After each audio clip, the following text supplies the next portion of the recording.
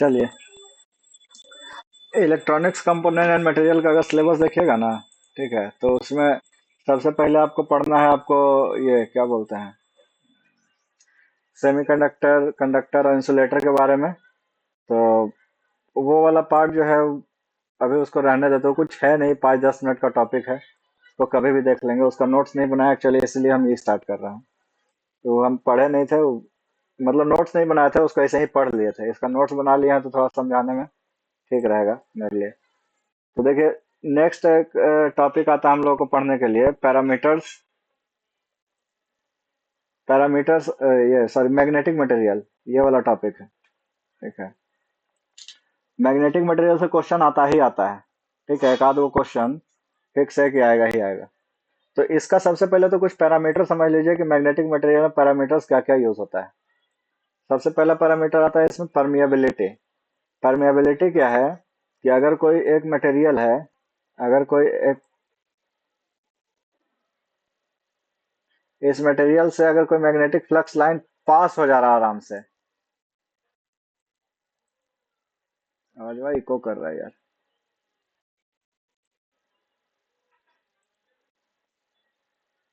Hello. हाँ ठीक है, अब ठीक।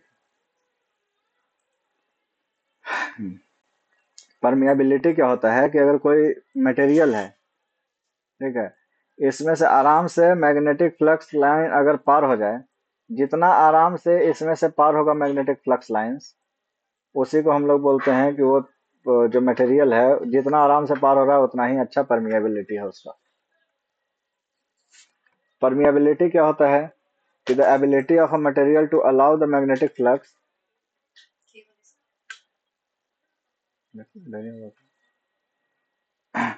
when an object is placed inside the magnetic field। अगर कोई मैग्नेटिक फील्ड है, मैग्नेटिक फील्ड में अगर हम इस ऑब्जेक्ट को प्लेस कर रहे हैं और उससे मैग्नेटिक फ्लक्स पार हो रहा है, यानी कि उसका कैपेबिलिटी जो होगा वही परमेबिलिटी कहलाएगा।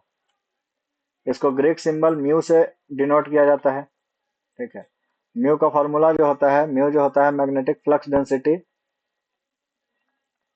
और मैग्नेटिक फील्ड इंटेंसिटी। जिस इंटेंसिटी का मैग्नेटिक फील्ड हम प्रोवाइड कर रहे हैं, ठीक है, उसका करस्पॉन्डिंग रेशियो अगर मैग्नेटिक फ्लक्स डेंसिटी से हम लोग निकाल लेते हैं, तो इसी को हम लोग क्या बोल देते हैं कि वो परमेबिलिटी होता है। परमिएबिलिटी जो होता है ये mu naught into mu R के इक्विवेलेंट होता है। जहाँ पे म्यू नॉट होता है वो एयर का परमिएबिलिटी होता है, जो कि 1 के बराबर होता है। म्यू आर जो होता है वो रिलेटिव परमिएबिलिटी होता है, जिसका value 4 pi into 10 to the power 7 के बराबर होता है। मैग्नेटिक फ्लक्स डेंसिटी की बात करें तो मैग्नेटिक फ्लक्स डेंसिटी क्या होता है कि अगर कोई एरिया है, इसमें से जितना number of magnetic flux lines पार हो रहा है, ठीक है, तो फ्लक्स लाइन को हम लोग वेबर से रिप्रेजेंट करते हैं, और इस जिस एरिया से ये पास हो रहा है उस एरिया का रेशियो अगर हम ले लें तो वेबर पर मीटर जो हो जाता है, यही मैग्नेटिक फ्लक्स डेंसिटी हो जाता है। अगर इंटेंसिटी की बात करेगा तो मैग्नेटिक फील्ड जो जनरेट हो रहा है, ये, इसमें मान के चलिए कुछ करंट जा रहा है। इस करंट इस करंट का इसके एरिया के साथ अगर हम रेशियो निकाल दें, तो यही क्या हो जाता है, मैग्नेटिक फील्ड इंटेंसिटी हो जाता है, एम्पियर पर मीटर। यहाँ से इसका रिलेटिव परमिएबिलिटी का आप डायमेंशन निकाल सकते हैं। ठीक है, ये मीटर से मीटर कट जाएगा, वेबर पर एम्पियर मीटर इसका आ, ये आ जाएगा, वेबर पर एम्पियर। मीटर स्क्वायर नीचे आएगा तो मीटर से मीटर कटेगा, वेबर पर एम्पियर मीटर इसका मैग्नेटिक ये म्यू परमिएबिलिटी का आपका डायमेंशन आ जाएगा, यूनिट आ जाएगा। नेक्स्ट है आपका magnetic dipole moment. Magnetic dipole moment क्या होता है ना कि ये एक वेक्टर क्वांटिटी है जो कि मेजर करता है strength and direction of magnets magnetic field. Magnet का जो मैग्नेटिक फील्ड है, कोई एक मैग्नेट है, इस मैग्नेट का कितना मैग्नेटिक फील्ड इसका जनरेट कर पा रहा है, ये इसका स्ट्रेंथ क्या है और इसका डायरेक्शन क्या है, यही मैग्नेटिक डाइपोल मोमेंट ये करता है, मतलब मेजर करता है। Magnetization, magnetization refers to a process. Magnetization एक प्रोसेस है। देखिए, यही सब चीज जो है ना, क्वेश्चन पूछेगा और बस एक एक वो वर्ड आपको ध्यान में रखना है और आपको आंसर मिलता जाएगा। जैसे पूछ देगा मैग्नेटिक डाइपोल मोमेंट, तो मैग्नेटिक डाइपोल मोमेंट क्या है, तो ये एक मेजर करने वाला चीज है। तो जहां भी चार ऑप्शन में आपको ऐसा दिखेगा कि कोई चीज मेजर कर रहा है स्ट्रेंथ ऑफ डायरेक्शन, स्ट्रेंथ और डायरेक्शन को, मैग्नेटिक डाइपोल मोमेंट का आंसर वही होगा। मैग्नेटाइजेशन पूछेगा तो जहां पे देखिएगा कि ये प्रोसेस का बात कर रहा है, तो जहां पे भी ऑप्शन में प्रोसेस लिखा हुआ रहेगा, बस इस कीवर्ड को पकड़िए, यहां से आपका आंसर आ जाएगा। कई बार क्वेश्चन में जो आंसर है वो सिर्फ कीवर्ड से पकड़ में आ सकता है। ठीक है, तो मैग्नेटाइजेशन क्या है, प्रोसेस है of a solid getting magnetised when placed in a magnetic field. मतलब कि अगर कोई सॉलिड मटेरियल है, इसको किसी एक मैग्नेटिक फील्ड लाइंस के बीच में हम रखते हैं, ठीक है, तो जो इसमें मैग्नेटाइजेशन आ जा रहा है, उस प्रोसेस को हम मैग्नेटाइजेशन बोल रहे हैं। इसमें जो मैग्नेटिक प्रॉपर्टी आ जाएगा मैग्नेटिक फील्ड में रखने से, एक एक किसी भी मटेरियल में, उसको हम क्या बोल देंगे, मैग्नेटाइजेशन बोल देंगे। ठीक है, यहाँ से भी इसका कुछ फॉर्मूला वगैरह है कि मैग्नेटाइजेशन जो होता है एन इंटू पीवी के बराबर होता है। ठीक है, जहाँ एन का कुछ वैल्यू होता है, पीवी होता है, यहाँ से एक वैल्यू निकल के आता है जिसका, जिसको हम लोग मैग्नेटिक सक्सेप्टिबिलिटी कहते हैं। इसके बारे में हम लोग आगे थोड़ा सा चर्चा करेंगे। ठीक है, अब देखिए ये सब कुछ पैरामीटर है। इस पैरामीटर पे हमारा डिवाइस मटेरियल काम करता है। तो मटेरियल जो है ना, मैग्नेटिक मटेरियल जनरली हम लोग ऐसे अगर वाइडर व्यू में पढ़े तो तीन टाइप का हम लोग पढ़ते हैं, डाई मैग्नेटिक, पैरामैग्नेटिक और एक फेरोमैग्नेटिक। ठीक है, लेकिन इसका और क्लासिफिकेशन जब पढ़ते हैं तो फेरोमैग्नेटिक के बाद एक फेरी मैग्नेटिक मटेरियल भी आ जाता है। ठीक है, और एक आता है, एक पैरामैग्नेटिक का आता है एंटी एंटी सॉरी फेरोमैग्नेटिक का एक फेरोमैग्नेटिक होता है, एक एंटी फेरोमैग्नेटिक हो जाता है। ठीक है, और एक एंटी फेरोमैग्नेटिक और एक फेरी मैग्नेटिक। ठीक है, चलिए देख लेते हैं। यानी कि मैग्नेटिक मटेरियल को हम कन्वर्ट करें डायामैग्नेटिक, पैरामैग्नेटिक और फेरोमैग्नेटिक। फेरोमैग्नेटिक के बारे में देखें तो एंटी फेरिक, और एक होता है एंटी फेरोमैग्नेटिक, फेरोमैग्नेटिक के बाद एंटी फेरोमैग्नेटिक, और एक हो जाता है ferrimagnetic. F E double R I हो जाता है, इसमें F E double R O होता है। ठीक है, तो देखिए मैग्नेटिक मटेरियल में अगर हम डायामैग्नेटिक मटेरियल की बात करें तो डायामैग्नेटिक मटेरियल में इसका जो सक्सेप्टिबिलिटी होता है एक से कम होता है। ये क्वेश्चन एज इट इज पूछा जाएगा। सक्सेप्टिबिलिटी जो है वो किस मैग्नेटिक मटेरियल का कैसे होगा, ये एज इट इज क्वेश्चन पूछा जाएगा। और इसका हम लोग लास्ट में जब कंक्लूजन करेंगे तो आपको एकदम एक और ट्रिक बताएंगे, उससे आप हमेशा याद रखिएगा कि यही होगा। डायामैग्नेटिक मटेरियल में क्या होता है कि इसके अंदर जो इलेक्ट्रॉन का पैटर्न होता है, इलेक्ट्रॉन का जो मूवमेंट होता है कह लीजिए, या फिर जो इसका इंटरनल स्ट्रक्चर होता है, इसमें किसी तरह का कोई मैग्नेटिक डाइपोल नहीं बनता है। ठीक है, जब किसी तरह का कोई मैग्नेटिक डाइपोल नहीं बनेगा, तो अगर इसमें कोई मैग्नेटिक फील्ड नहीं प्रोवाइड कर रहे हैं तो कोई मैग्नेटिक डाइपोल नहीं है। और अगर इसमें मैग्नेटिक फील्ड प्रोवाइड भी कर रहे हैं तो इसमें बहुत कम या फिर ना के बराबर मैग्नेटिक डाइपोल का मतलब बनता है। इसका एग्जाम्पल क्या है, जितना भी आपका इंसुलेटिंग मटेरियल हो गया, या फिर जो कह लीजिए जैसे डायमंड हो गया, NaCl हो गया, Al2O3 हो गया, सिलिकॉन हो गया। ठीक है, एक्चुअली इंसुलेटिंग मटेरियल गलती से निकल गया, मतलब वैसा मटेरियल जो जिसमें कि मैग्नेटाइजेशन का प्रॉपर्टी बिल्कुल ना के बराबर काम करे। ठीक है, जो एकदम बहुत गंदा मैग्नेटिक मटेरियल हो, उसको हम लोग रखते हैं इसमें। एक्चुअली वो लोग मैग्नेटिक मटेरियल होता ही नहीं है। डायामैग्नेटिक मटेरियल का मतलब हो गया कि वो मैग्नेटिक मटेरियल है ही नहीं। उसमें मैग्नेटिक प्रॉपर्टी जो हो जाता है, जो आपका फ्लक्स लिंक कर, जैसे कि इसको ऐसे समझिए कि जैसे कि मान के चलिए कि कोई एक ऐसा ऐसा हम मटेरियल लिए, यहाँ से मैग्नेटिक फ्लक्स अगर आ रहा है, ये कोई ये है, मतलब मैग्नेटिक फील्ड है, यहाँ पे मैग्नेटिक फ्लक्स जनरेट हो रहा है। इस मैग्नेटिक फील्ड, ये मैग्नेटिक फील्ड जो है, अगर यहाँ से पार हो तो ये इसके ऊपर ऊपर से पार हो जाए, ये इस इसमें अंदर वो पेनिट्रेट करने का मौका ही ना दे, ऐसा जो मटेरियल होगा, इसको हम बोल देंगे कि ये डायामैग्नेटिक है। ये नॉन मैग्नेटिक मटेरियल होता है, इसका स्पॉन्टेनियस मैग्नेटाइजेशन जीरो होता है। स्पॉन्टेनियस मैग्नेटाइजेशन क्या होता है, इसको हम पढ़ेंगे जब हम लोग फेरोमैग्नेटिक मटेरियल पढ़ेंगे। ठीक है, ये जो है रिपेल करता है मैग्नेटिक फ्लक्स लाइन को, वही चीज जो भी बताएं। मैग्नेटिक फ्लक्स लाइन जो आएगा इसको रिपेल कर देगा, इसको अंदर आने ही नहीं देगा। ठीक है, if a material is super conductor, अगर मटेरियल सुपर कंडक्टर है देन इट शुड बी, तो इसको होना चाहिए क्या, having a perfect diamagnetic property.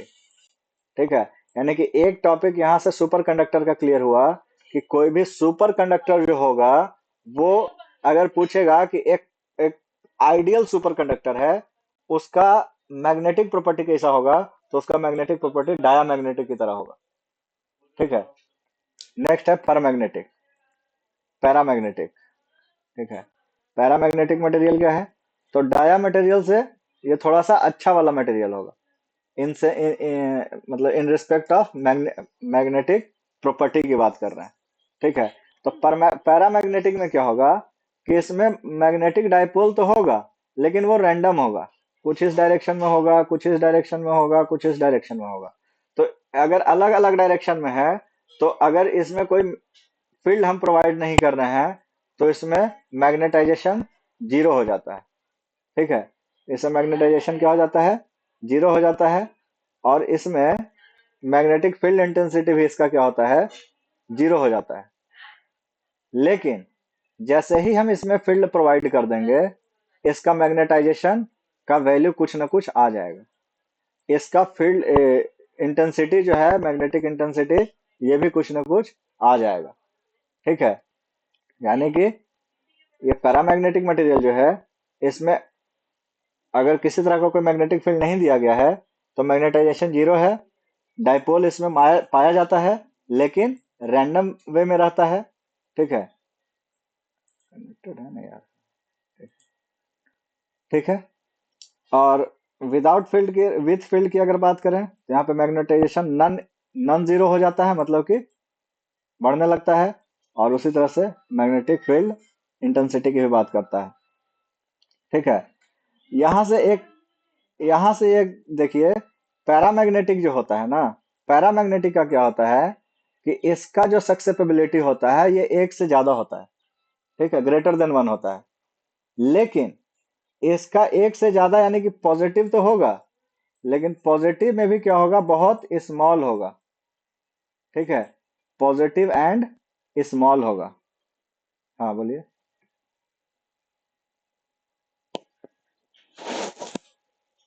Hello.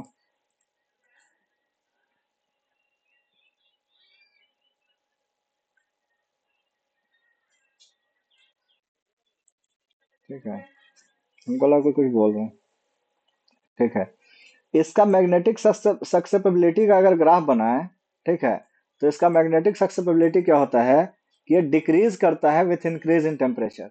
मतलब कि अगर इसका मैग्नेटिक सक्सेसिबिलिटी ये है और टेम्परेचर को हम अगर इंक्रीज कर रहे हैं तो ये देखिए इस तरह से एक्सपोनेंशियल मैनर में ये क्या होगा, कम होता चला जाएगा। इसका अगर एग्जाम्पल की बात करें तो इसमें दो तीन चीज है जो कि आपको एकदम याद करना है। इसका एग्जाम्पल सबसे पहला चीज, ठीक है, इसका सक्सेसिबिलिटी उससे भी बढ़िया बड़ा चीज। ठीक है, कि ये तो और ज्यादा इंपॉर्टेंट हो गया कि पढ़ना है, मतलब याद रखना है। इसका क्या, मैग्नेटिक डाइपोल का मोमेंट, कि विथ फील्ड क्या हो रहा है, विदाउट फील्ड क्या हो रहा है। ठीक है, ये सब चीज एकदम ध्यान में रखना ही पड़ेगा। एग्जाम्पल इसका MnSO4 हो गया, FeSO4 हो गया, NiSO4 हो गया, FeCl2 हो गया, फेरिक ऑक्साइड हो गया। ठीक है, Cr2O3 हो गया। ये सब जो चीज है ये पैरामैग्नेटिक मटेरियल में आता है। ठीक है, थर्ड आई है फेरोमैग्नेटिक मटेरियल। असली एक्सप्लेनेशन इसी का है। इसका फेरोमैग्नेटिक मटेरियल का क्या होता है कि सक्सेसिबिलिटी एक से तो बड़ा होगा, ठीक है, लेकिन इसका रिलेटिवली स्मॉल था तो इसका स्मॉल नहीं होगा, इसका थोड़ा सा ज्यादा होगा। क्यों ज्यादा होगा, क्योंकि ये जो फेरोमैग्नेटिक मटेरियल जो कहते हैं इसमें से पहले से कुछ मैग्नेटिक प्रॉपर्टी मौजूद होता है। मतलब कि अगर फील्ड हम यहाँ पे जीरो भी दे रहे हैं, अगर मैग्नेटिक फील्ड को हम जीरो रख रहे हैं, ठीक है, तब भी यहाँ पे क्या है, मैग्नेटिक डाइपोल मोमेंट हमको देखने के लिए मिलता है। मतलब इसका जो मैग्नेटिक डाइपोल होगा बिल्कुल किसी एक पार्टिकुलर डायरेक्शन में अलाइन होगा, नॉर्थ साउथ डायरेक्शन जो होता है ना। इसका parallel alignment of magnetic dipoles होता है। यानी कि ये जो है यही असली मैग्नेटिक मटेरियल है। अगर बोलेगा कि which of the following is assumed या फिर is called as magnetic material, और उसमें डायामैग्नेटिक दे देगा, पैरामैग्नेटिक दे देगा, फेरोमैग्नेटिक दे देगा, तो फेरोमैग्नेटिक जो है आपका, ये आपका असली मैग्नेटिक मटेरियल है। इसका स्पॉन्टेनियस मैग्नेटाइजेशन नॉन जीरो होता है। स्पॉन्टेनियस मैग्नेटाइजेशन क्या होता है, अभी जस्ट हम लोग इस ग्राफ में देखेंगे इसको। ठीक है, अगर इसका सक्सेसिबिलिटी का ग्राफ देखें तो इसका सक्सेसिबिलिटी क्या था पैरामैग्नेटिक मटेरियल का, कि ये डिक्रीज करता है। ठीक है, टेम्परेचर बढ़ेगा तो सक्सेसिबिलिटी क्या होगा, डिक्रीज होगा। फेरोमैग्नेटिक मटेरियल का क्या कंडीशन है कि फेरोमैग्नेटिक मटेरियल में टेम्परेचर बढ़ेगा तो इसका सक्सेसिबिलिटी जो है वो इंक्रीज करेगा। लेकिन एक ऐसा टाइम आएगा, एक ऐसा टेम्परेचर आएगा जिसको हम लोग बोलेंगे क्यूरिक टेम्परेचर। ठीक है, इस क्यूरिक टेम्परेचर के बाद इसका मैग्नेटाइजेशन सक्सेसिबिलिटी क्या होने लगेगा, टेम्परेचर के साथ घटने लगेगा। यानी ये वाला जो प्रॉपर्टी देखिए क्यूरिक टेम्परेचर के बाद जो इसका फेरोमैग्नेटिक का प्रॉपर्टी है, क्या ये प्रॉपर्टी पैरामैग्नेटिक के जैसा नहीं दिख रहा है? हाँ ना बोलिए, हाँ ना, हाँ ना, हाँ या ना। ठीक है, हाँ हाँ हाँ। क्यूरिक के बाद जो है ये देखिए ये क्या बिहेव कर रहा है, एज अ पैरामैग्नेटिक बिहेव कर रहा है कि नहीं? है कौन, है फेरोमैग्नेटिक मटेरियल, लेकिन क्यूरिक टेम्परेचर के बाद ये as a paramagnetic material behave करेगा। ठीक है, तो इसमें क्या हो जाता है कि क्वेश्चन पूछता है कि when a ferromagnetic material, when temperature of ferromagnetic material is increased above Curie temperature, then which type of property it gains. ठीक है, किस टाइप का प्रॉपर्टी ये प्राप्त कर लेता है, जो पैरामैग्नेटिक का प्राप्त कर लेता है। ठीक है, अब देखिए यही जो फेरोमैग्नेटिक मटेरियल है ना, इसी के लिए हम लोग हिस्टेरिसिस कर्व पढ़ते हैं। इसी के लिए हम लोग हिस्टेरिसिस कर्व पढ़ते हैं। हिस्टेरिसिस कर्व क्या होता है कि जैसे देखिए हिस्टेरिसिस कर्व कहता है कि जैसे मान के चलिए कि अगर आप मैग्नेटिक इंटेंसिटी बढ़ा रहे हैं, ठीक है, आप मैग्नेटिक इंटेंसिटी को क्या कर रहे हैं, बढ़ा रहे हैं। तो जब इनिशियली ये बढ़ाइएगा तो इनिशियली तो ये लीनियर इस तरीके से बढ़ेगा, एक मैक्सिमम पॉइंट पे जाएगा। फिर जब इसको आप मैग्नेटिक इंटेंसिटी कम करते रहिएगा तो एक्चुअल में इसको वापस से कहाँ जाना चाहिए था, कम करेंगे, जैसे बढ़ रहा था तो ऐसे बढ़ रहा था, घटता था ऐसे घट के यहाँ जीरो पे आ जाता। लेकिन बट परंतु ठीक है, ये ऐसा नहीं होता है इसमें। ठीक है, गलत बात, गलत बात, गलत बात, गलत बात, यूट्यूब है। चलिए। चलिए देखिए, यहाँ से आइए, यहाँ से क्या है, जब इसका मैग्नेटिक इंटेंसिटी हम घटाते हैं तो ये एग्जैक्ट जीरो पर ना जा करके कहाँ आ गया, यहीं पे आ गया। ठीक है, एक्चुअल में यहाँ पे थोड़ा सा फिगर गलत बन गया है। इस फिगर को देखिए, ये वाला फिगर ज्यादा अच्छा लग रहा है। यहाँ से बढ़ा रहे हैं तो बढ़ गया, घटा रहे हैं तो क्या हुआ, ये घट गया। अगर वास्तव में देखा जाए तो ये भी फिगर थोड़ा सा घटिया है। ठीक है, इसको हम फिर से बनाने की कोशिश करते हैं, इससे भी घटिया। ठीक है, ये हो गया, ये हो गया, ये हो गया इसे। ठीक है, यहाँ बढ़ा, जब घट रहा है तो यहाँ पे आया। अब ध्यान से देखिए, यहाँ पे एच का वैल्यू कितना है, इस पॉइंट पे एच का जो वैल्यू है, मैग्नेटिक फील्ड का जो वैल्यू है, यहाँ पे कितना है, जीरो है। जीरो पे भी क्या शो कर रहा है, कुछ ना कुछ मैग्नेटिक प्रॉपर्टी का शो कर रहा है। ये है मैग्नेटाइजेशन। जब एक एक कंपोनेंट था, एक मटेरियल था, इसमें हम क्या किए, मैग्नेटिक फील्ड इंटेंसिटी बढ़ाना शुरू किए, इसमें मैग्नेटिक प्रॉपर्टी आना शुरू हुआ। हम क्या किए, वापस से इसको कम करना शुरू किए, मैग्नेटिक फील्ड इंटेंसिटी को कम करने लगे, ये वापस पीछे की तरफ मुड़ा। लेकिन मैग्नेटाइजेशन जो है, जैसे ही एच इक्वल टू जीरो पे आया, मैग्नेटिक फील्ड इंटेंसिटी को हम जीरो कर दिए, तो ये पूरी तरह से मैग्नेटिक प्रॉपर्टी को नहीं छोड़ पाया। इसमें कुछ ना कुछ मैग्नेटिक प्रॉपर्टी क्या हो गया, रह गया। अब जब ये कुछ ना कुछ मैग्नेटिक प्रॉपर्टी इसमें रह गया, तो अब अगर इसको हमको कम करना है या खत्म करना है, तो हमको मैग्नेटिक फील्ड क्या करना पड़ेगा, और अपोजिट डायरेक्शन में बढ़ाना पड़ेगा। यानी अपोजिट डायरेक्शन में और जब बढ़ाएं तो एक पॉइंट आया यहाँ पे, जहां पे मैग्नेटाइजेशन इसका क्या हो गया, जीरो हो गया। देखिए ऊपर वाला पार्ट मैग्नेटाइजेशन शो कर रहा है, मैग्नेटाइजेशन यहाँ पे क्या हो गया, जीरो हो गया। लेकिन जीरो कहाँ हुआ, जब ये वापस से आ रहा है। अब देखिए वापस से यहाँ से और फिर वापस से इधर बढ़ाने लगेंगे, तो ये फिर अपोजिट पोल में क्या होगा, अपोजिट पोल में मैग्नेटाइजेशन बढ़ने लगेगा। मतलब नॉर्थ पोल साउथ पोल बन जाएगा, साउथ पोल नॉर्थ पोल बन जाएगा। यहां से क्या करेंगे, फिर जब इसको घटाने लगेंगे, फिर ही नहीं मानेगा। फिर क्या होगा, फिर इसका मैग्नेटाइजेशन एच जब जीरो पे लाएंगे तो फिर से ये कहां पे रह जाएगा, यहीं पे रह जाएगा। फिर हम क्या करेंगे, फिर इसको अपोजिट डायरेक्शन में और बढ़ाएंगे, तो फिर यहाँ पे क्या होगा, जब मैग्नेटाइजेशन एच का वैल्यू इस वैल्यू पे आएगा तो मैग्नेटाइजेशन फिर यहाँ पे जीरो हो जाएगा। ठीक है, और फिर जब यहाँ से अगर बढ़ाना चाहेंगे तो फिर यहाँ पे तो है ही नहीं, फिर यहाँ से मैग्नेटाइजेशन इसका यहाँ पे बढ़ना चालू हुआ है। यानी कि इसी कर्व को ये क्या करते रहेगा, फॉलो करते रहेगा। इसी कर्व को हम लोग बोलते हैं हिस्टेरिसिस कर्व। ठीक है, और हिस्टेरिसिस कर्व जो होता है इसका क्या प्रॉपर्टी होता है कि मैग्नेटाइजेशन जो आपका मैग्नेटिक मटेरियल जो है एक ही मैग्नेटिक, क्या है एच का वैल्यू क्या था, एक ही वैल्यू ऑफ एच के लिए, ठीक है, एक ही मैग्नेटिक इंटेंसिटी के लिए ये क्या करता है, दो दो वैल्यू को शो कर देता है। देखिए एगो यहाँ पे वैल्यू शो कर रहा है, एगो यहाँ पे वैल्यू शो कर रहा है, एक यहाँ पे वैल्यू शो कर दे रहा है, कभी यहाँ पे वैल्यू शो कर दे रहा है। ठीक है, मतलब एक ही इनपुट के लिए दो आउटपुट अलग अलग शो कर रहा है। इसी टाइप के एरर को बोलते हैं हिस्टेरिसिस एरर। ठीक है, तो हिस्टेरिसिस एरर का जो नाम आया ना वो इसी प्रॉपर्टी की वजह से आया कि इस तरह का जो बात आ रहा है, तो हिस्टेरिसिस कर्व जो है, हिस्टेरिसिस कर्व के जैसा कोई एरर अगर फॉलो कर रहा है, ठीक है, तो उसी को हम क्या बोल देते हैं, हिस्टेरिसिस एरर बोल देते हैं। ये जो कि हम लोग एरर में पढ़े थे, और यही है हमारे पास हिस्टेरिसिस कर्व। अब देखिए स्पॉन्टेनियस मैग्नेटाइजेशन जो बोल रहे थे, तो अगर हम एच को जीरो कर दिए, एच को जीरो करने के बाद भी जो मैग्नेट जो मैग्नेटाइजेशन का वैल्यू, ठीक है, एच इक्वल्स टू जीरो करने के बाद जो मैग्नेटाइजेशन का वैल्यू बच जाता है, इसी को हम बोल देते हैं स्पॉन्टेनियस मैग्नेटाइजेशन। ठीक है, जिस एच का वैल्यू का रिक्वायरमेंट होता है, इस एच है, ये मैग्नेटिक फील्ड इंटेंसिटी है, जिस इंटेंसिटी का जरूरत मैग्नेटाइजेशन को जीरो करने के लिए इस्तेमाल होता है, इसी को बोल देते हैं हम कोरेसिव फील्ड। ठीक है, इसी को बोलते हैं क्या, coercive field. The value of H which is use to make value of M zero. जब मैग्नेटाइजेशन का वैल्यू हमको जीरो करना है, तो उसके लिए जो एच का वैल्यू हम अप्लाई कर रहे हैं, यानी इस बीच का गैप जो है, इस बीच का गैप, इसी को बोल रहे हैं क्या, कोएर्सिव फील्ड।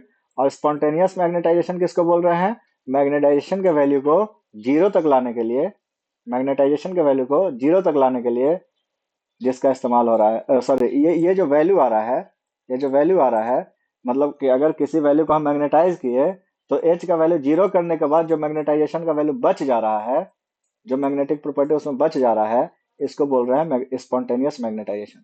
अब इसको कंपेयर कीजिए, क्या बोल रहे हैं, फेरोमैग्नेटिक मटेरियल होगा तो स्पॉन्टेनियस मैग्नेटिक नॉन जीरो होगा। मतलब कि फेरोमैग्नेटिक मटेरियल में अगर आप इसको हिस्टेरिसिस पे लाते हैं तो यहाँ पे आएगा।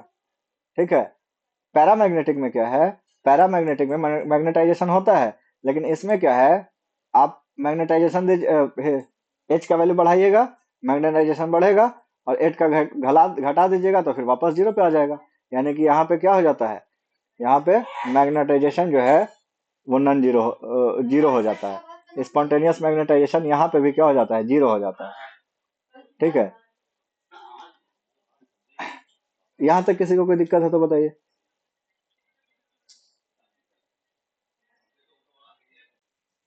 ठीक है, अब आइए एंटी फेरो में, एंटी फेरोमैग्नेटिक में आइए। एंटी फेरोमैग्नेटिक में क्या होता है ना, कि इसमें मैग्नेटिक डाइपोल जो होता है, एक अगर इस डायरेक्शन में है तो दूसरा निगेटिव डायरेक्शन में होता है। एक इस डायरेक्शन में है तो दूसरा मैग्नेटिक डाइपोल इसके पैरेलल में होगा और इसके इक्वल इक्वल वैल्यू के बराबर होगा, और अपोजिट डायरेक्शन में होगा। ठीक है, तो इसलिए जब यहाँ पे कोई इलेक्ट्रिक फील्ड हम लोग एक कोई भी इंटेंसिटी नहीं प्रोवाइड कर देते हैं, तब इसका मैग्नेटिक जो होता है, मैग्नेटिक डाइपोल मोमेंट एम जो होता है, मैग्नेटिक डाइपोल, वो जीरो होता है। लेकिन जैसे ही हम यहाँ पे क्या करेंगे, इलेक्ट्रिक फील्ड प्रोवाइड करेंगे, ये क्या करेगा, ये मैग्नेटिक प्रॉपर्टी शो करना शुरू कर देगा। ठीक है, इसका सक्सेसिबिलिटी का बात करें तो ये भी एक से बड़ा होगा, एक से बड़ा होगा। इसका भी सक्सेसिबिलिटी क्या था, एक से बड़ा था, पैरामैग्नेटिक का। फेरोमैग्नेटिक का भी क्या था, एक से बड़ा था। ठीक है, लेकिन इसका स्पॉन्टेनियस मैग्नीट्यूड जो होता है ना, ये जीरो होता है। ध्यान से देखिए, जीरो क्यों होता है, क्योंकि इसमें एंटी डाइपोल मोमेंट भी मौजूद होता है उसके पैरेलल में। ठीक है, तो अगर आप वैल्यू को बढ़ा रहे हैं मैग्नेटिक फील्ड के, तो ये बढ़ रहा है, और जब इसको घटा रहे हैं तो ये वापस जीरो पे आके खत्म हो जा रहा है। बढ़ रहा है, घट रहा है, बढ़ रहा है, घट रहा है, यानी जीरो पे आ जा रहा है, यानी हिस्टेरिसिस को फॉलो नहीं कर रहा है। हिस्टेरिसिस को फॉलो सिर्फ कौन करेगा, फेरोमैग्नेटिक करेगा। इसलिए एंटी फेरोमैग्नेटिक जो है, इसका स्पॉन्टेनियस मैग्नेटाइजेशन जो होता है, जीरो होता है। इसका एग्जाम्पल पूछेगा तो ये MnO4 MnO होता है, कैल्शियम ऑक्साइड होता है। फेरस ऑक्साइड होता है। ये सब एंटी फेरोमैग्नेटिक है, सॉरी एंटी फेरो, हाँ एंटी फेरोमैग्नेटिक मटेरियल है। एंटी फेरोमैग्नेटिक मटेरियल में क्या होता है कि जैसे उसमें हम लोग देखे थे कि मैग्नेटाइजेशन का वैल्यू बढ़ता है, ठीक है। इसमें क्या होगा कि इसमें मैग्नेटाइजेशन क्या हो रहा होगा, टेम्परेचर के साथ बढ़ रहा होगा। सॉरी सक्सेपेबिलिटी, सॉरी सक्सेपेबिलिटी का ग्राफ था, नहीं सक्सेपेबिलिटी का ग्राफ था, यहाँ पे टेम्परेचर था। अगर हम फेरोमैग्नेटिक का बात कर रहे हैं, फेरो फेरो का अगर बात कर रहे हैं, सक्सेपेबिलिटी बढ़ रहा है, क्यूरिक टेम्परेचर आया, टीसी आया, क्यूरिक टेम्परेचर आया, यहाँ से ये क्या होने लगा, घटने लगा, ठीक है। और अगर घटने लगा यानी कि ये किस चीज को फॉलो कर लिया, ये पैरामैग्नेटिक को फॉलो कर लिया, ठीक है। एंटी फेरो जो होगा, एंटी फेरोमैग्नेटिक मटेरियल जो होगा, ये भी क्या करेगा, सक्सेसिबिलिटी इसका टेम्परेचर के साथ बढ़ेगा, लेकिन एक टेम्परेचर के बाद आकर के घटने लगेगा। लेकिन यहाँ पे जो टेम्परेचर है इसको हम बोलते हैं नील टेम्परेचर। इसको क्या बोलते हैं, नील टेम्परेचर। नील टेम्परेचर के बाद ये क्या करेगा, घटने लगेगा।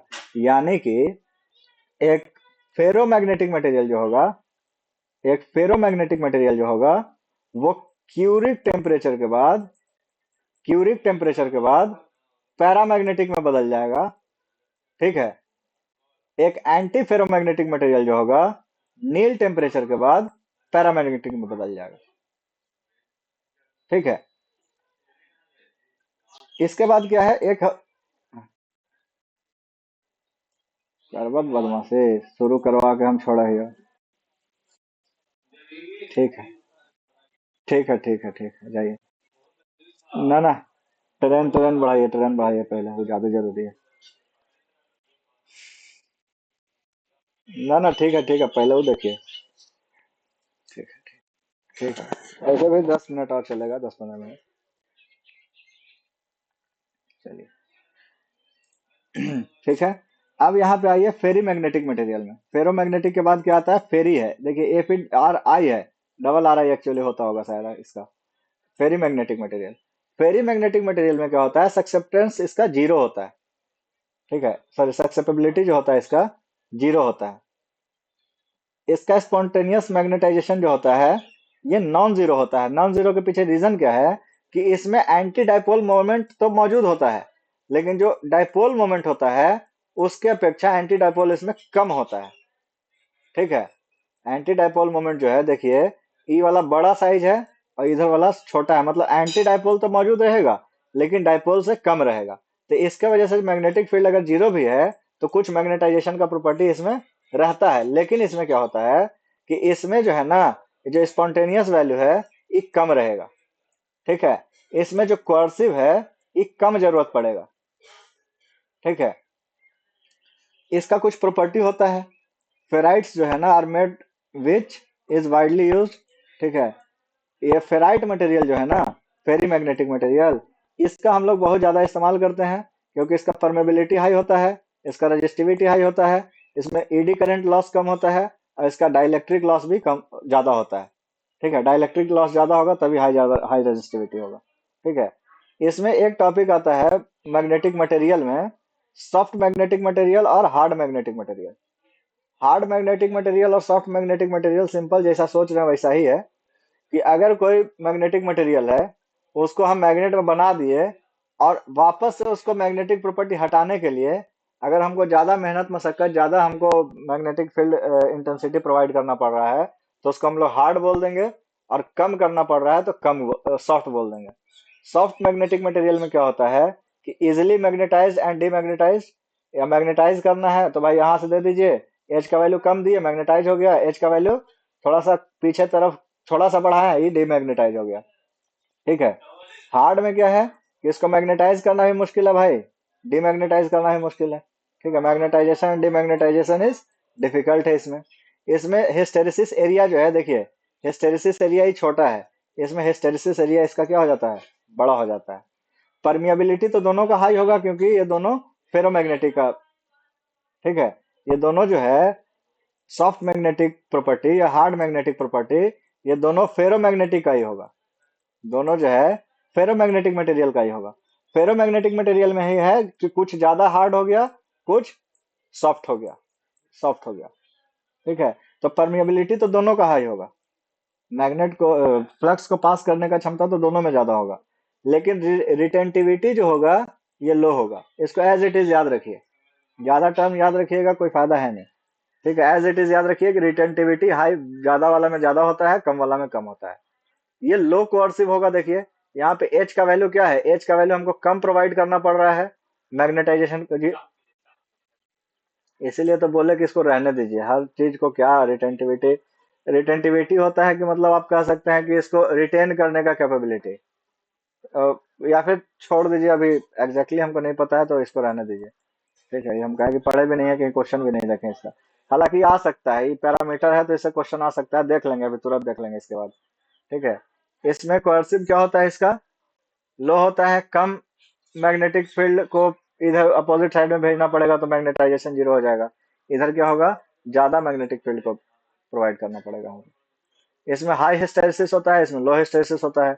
इसमें लो एडी करंट लॉस होगा, इसमें हाई एडी करंट लॉस होगा।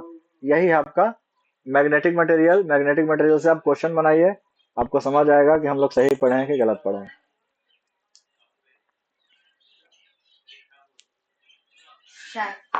लगातार चौथा। हाँ, अब ज्वाइंटिंग मटेरियल और ज्वाइंटिंग एंड क्लीनिंग मटेरियल है, उसको अभी छोड़ देते हैं यार, थोड़ा सा बोलते बोलते गला बैठ रहा है। और अभी से बोल रहे हैं, 8 बजे से 9 9 बजे से 2 2.5 घंटा तो हो गया।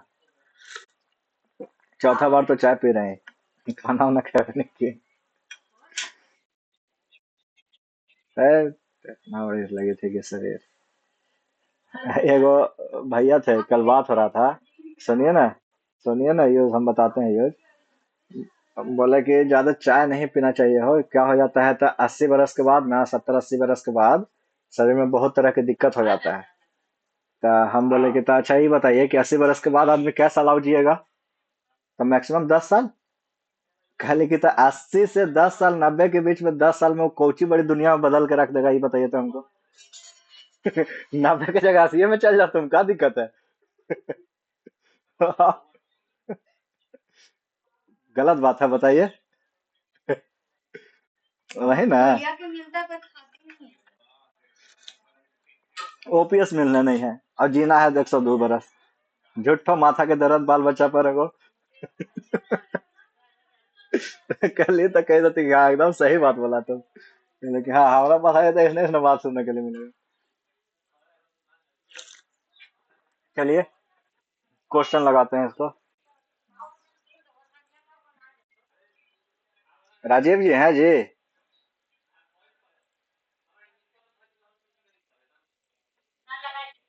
वो चल गए थे, वो कपड़ा धो गए, समझ गए।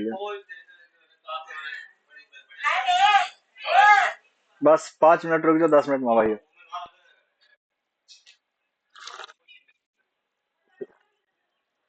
हंसी मजाक चलते रहना चाहिए, हंसी मजाक से दुनिया चलता है।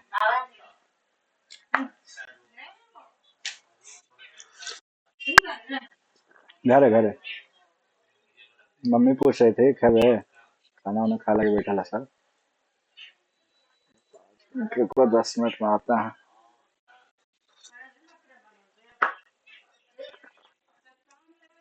हाँ लगे थे, अरे रामदेव जी के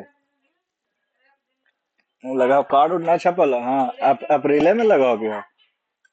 कही तो हम तो एक बार फोन कर लिया, हम तो ये रिजल्ट वाला गया, एलपी वाला खोल नहीं रहा का है यार। नेटवर्क यार खोल नहीं रहा, नेटवर्क नहीं चल रहा है।